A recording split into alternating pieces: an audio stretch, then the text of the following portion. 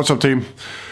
I know I've been quiet. I'm going to be quiet again for 2 weeks from next week Saturday, because I'm not going to be at home. I'm going to be at work in Wales.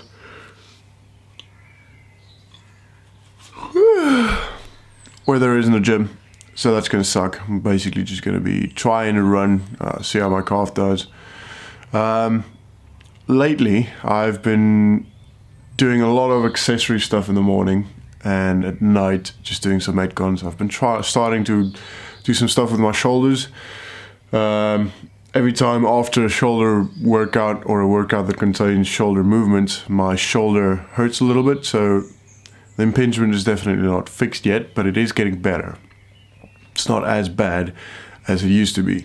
And that's the thing with an impingement, unfortunately, is that it does take a long time. It can take up to 6 to 12 months.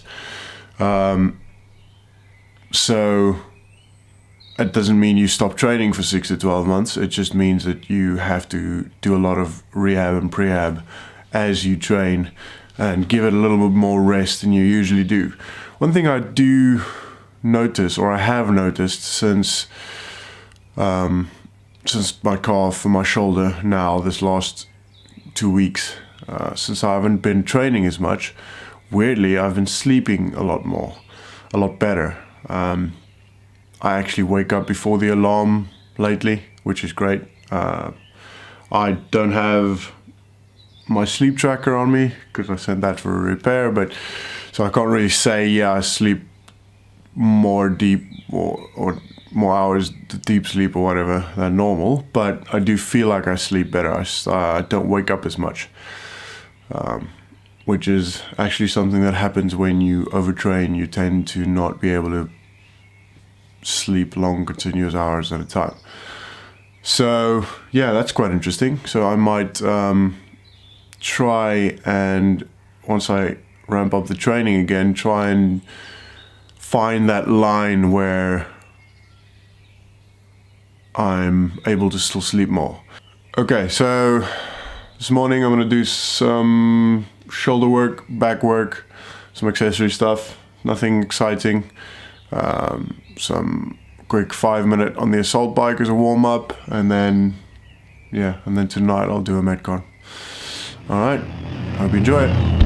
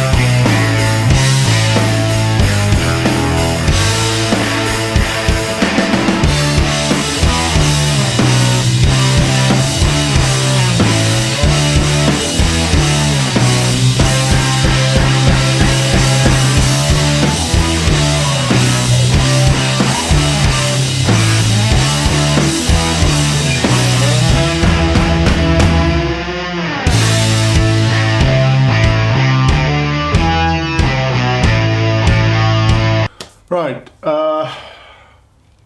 this is going to be my first ever unboxing.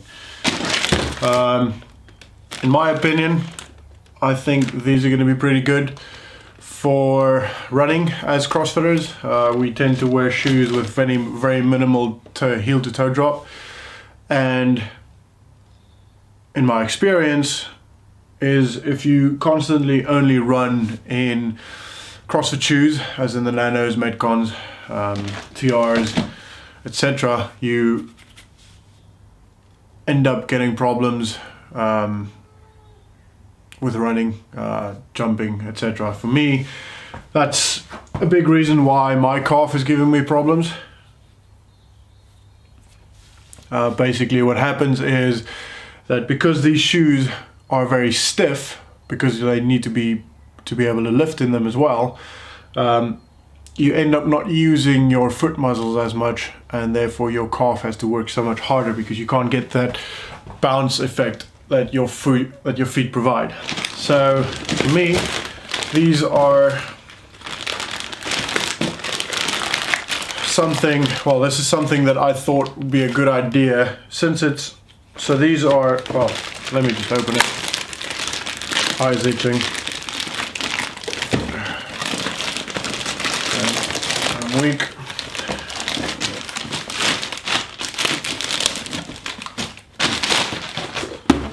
How do you pronounce that? Saucony's?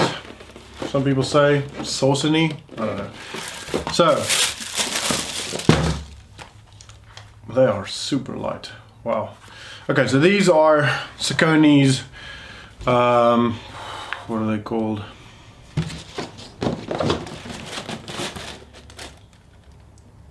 Fast Twitch 8s. Size 10s. They are super light.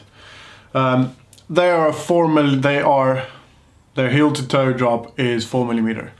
The reason why I chose a running shoe that's got 4mm heel to toe drop is that if you get used to running in a shoe that isn't a similar amount of toe drop, as in either barefoot or 12 or 10mm toe drop, when you get to a point where you have to do a workout like Murph, for example, where you end up running 2 miles in nanos or whatever, you can get problems because your feet's used to either a less or a higher toe drop. So these are exactly the same amount of toe drop as my nanos, and they are made for running, so they're a lot more flexible, much more pliable. So they will allow your feet to actually be used as they should, which should take some pressure off of my calf. That's the plan. I will, once I start running again, I will do a review on them and we'll see how it goes. I like how they look. They are sort of, you can see through them, so they must be very breathy. Very, very, very light. I like the tongue. It's a lot like the nanos. Yeah, we'll see how it goes.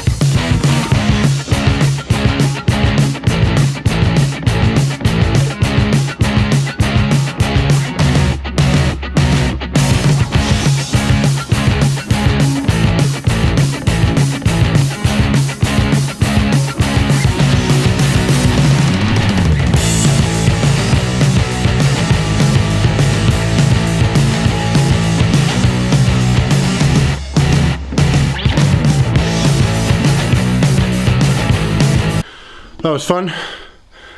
20-minute AMRAP, 15 cal assault bike. If you're a girl, probably do about 12 or 13, and 7 deadlifts at about 50% of your 1 rep max. I did 120, my 50% is 115, so it's fine if you're around that area. So I can't remember, have I shown you guys the update on the squat rack? So this is basically what it looks like. Pretty sturdy, and that just folds up to be flush against the wall, like so. So opens up a lot of space. I mean, even with it out, it doesn't take as much space as the previous one did, because the previous one obviously had the little bit that came out at the bottom. So I mean, that's like half a meter. It is half a meter. It's 58 centimeters basically. So yeah, that's pretty cool. I'm quite happy with that. It's very sturdy. I've put on 170 kilograms and jumped on the bar, or like hung on the bar and moved my body around, if you know what I mean. So yeah, it's pretty strong. Just wanted to give you guys an update. I tested, so my light up there blew actually as I came into the gym tonight. So I went and got Christmas lights and put it around the handstand board. I think that looks pretty cool. I'll probably play around and maybe just put it over there above the door, just constant strip there, just give the light to that area. Because if I turn it off, it's not dark, but struggle to see on the screen, etc. So yeah, we're just gonna do that. I keep looking at myself, making sure I'm in shot. Alright, hope you guys had a great day. Hope you guys enjoyed this video. If you did, please smash that like button. And if you're not already subscribed, please do subscribe. Your support means the world to me. And if you have anything in particular you want to see or want to ask or want to find out about, please do ask in the comments or put it in the comments below, and I'll be sure to accommodate as far as I can. Alright, I'm gonna go shower and make some food. Have a good night.